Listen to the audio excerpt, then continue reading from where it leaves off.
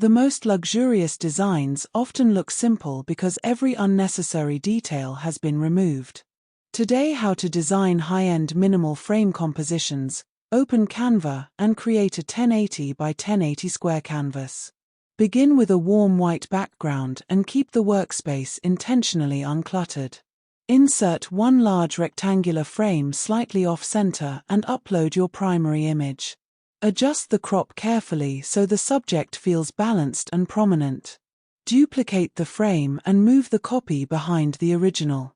Increase its size slightly and lower its transparency to create a soft layered border effect.